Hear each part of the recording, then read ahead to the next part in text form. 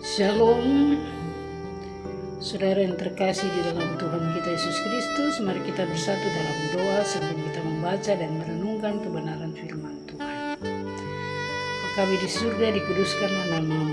Betapa mulianya nama-Mu di seluruh bumi. Kami sangat bangga memiliki Tuhan seperti Bapa di surga, Tuhan Yesus dan Roh Kudus. Terima kasih untuk semua kasih kebaikan, penyertaan, perlindungan, dan tiba saatnya kami hendak membaca kebenaran firman Tuhan. Urapi kami dengan kuasa Roh Kudus, urapi semua orang yang mendengarnya. Agar firman Tuhan ini tertanam di hati kami, firman Tuhan terus bertumbuh subur, berakar, berbuah, berlimpah-limpah, 100 kali lipat dalam seluruh hidup kami. Dalam nama Tuhan Yesus firman yang hidup, kami berdoa. Amin. Pembacaan firman Tuhan dalam Mazmur 48 ayat 1 sampai dengan ayatnya yang ke-15. Sion, kota Allah, nyanyian Mazmur Bani Korah, besarlah Tuhan dan sangat terpuji di kota Allah kita. Gunungnya yang kudus menjulang permai adalah kegirangan bagi seluruh bumi. Gunung Sion itu jauh di sebelah utara kota Raja Besar. Dalam puri-purinya Allah memperkenalkan dirinya sebagai benteng. Sebab dilihat raja-raja datang berkumpul, mereka bersama-sama berjalan maju. Demi mereka melihatnya, mereka tercengang-cengang, terkejut, lalu lari kebingungan. Kegentaran menimpa mereka di sana, mereka kesakitan seperti perempuan yang hendak melahirkan. Dengan angin timur engkau memecahkan kapal-kapal Tarsis. Seperti yang telah kita dengar, demikian juga kita lihat di kota Tuhan semesta alam, di kota Allah kita. Allah menegakkan untuk selamanya.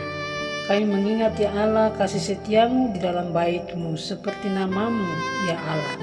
Demikianlah kemasyuranmu sampai ke ujung bumi. Tangan kananmu penuh keadilan. Biarlah gunung Sion bersuka cita, biarlah anak-anak perempuan Yehuda bersorak-sorak oleh karena penghukuman. Kelilingilah Sion dan endarilah dia, hitunglah menaranya, perhatikan temboknya, jalanilah puri-purinya supaya kamu dapat menceritakan kepada angkatan yang kemudian. Sungguhnya ini adalah Allah, Allah kita, Dia seterusnya Dia dan untuk selamanya. Dialah yang memimpin kita. Demikian jauhnya pembacaan firman Tuhan. Yang dikatakan berbahagia adalah kita yang membaca dan merenungkannya. Bahkan firman ini kita praktekkan dalam hidup tiap-tiap hari. Saudara yang terkasih di dalam Tuhan Yesus Kristus, Mazmur 48 ini bertemakan kehadiran Tuhan sebagai jaminan keamanan dan sukacita kita. Allah adalah benteng perlindungan kita. Mazmur 48 ayat 1 sampai 47. Di tengah dunia yang seringkali terasa kacau dan tidak pasti kemana kita akan berlari mencari rasa aman. Apakah pada tabungan, karir, kesehatan, atau hubungan? Mazmur 48 mengajak kita untuk melihat sumber keamanan yang sejati dan tak tergoyahkan.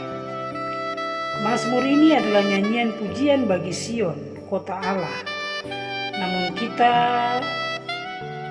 perhatikan dengan seksama, pujian ini bukan semata-mata tentang keindahan arsitektur atau kokohnya tembok Yerusalem, melainkan tentang siapa yang tinggal di dalamnya. Yang pertama, keindahan yang sumber dari kehadirannya. Pemazmur berkata, elok serta menjulang tinggi kegirangan bagi seluruh bumi. Di ayat yang ketiga, apa yang membuat tempat ini begitu istimewa bukan karena batunya, tetapi karena dalam puri-purinya Allah memperkenalkan dirinya sebagai benteng. Ayat 4. Seringkali kita mencoba membangun tembok kehidupan kita sendiri agar terlihat indah dan kuat di mata orang lain. Namun Mazmur ini mengingatkan bahwa keindahan dan kekuatan hidup kita terjadi ketika Allah bertahta di pusat hati kita. Tanpa kehadiran Tuhan, tembok kesuksesan kita hanyalah bangunan kosong dan rapuh. Yang kedua, mengingat kasih setia di tengah-tengah kesunyian. Pada ayat 10, pemazmur berkata, kami memikirkan kasih setiamu ya Allah di tengah-tengah bait-Mu. Ada ajakan untuk berhenti sejenak dan merenung. Di tengah kesibukan kita sering lupa menyadari jejak tangan Tuhan. Pemazmur mengajak kita untuk mengelilingi Sion dan menghitung menaranya.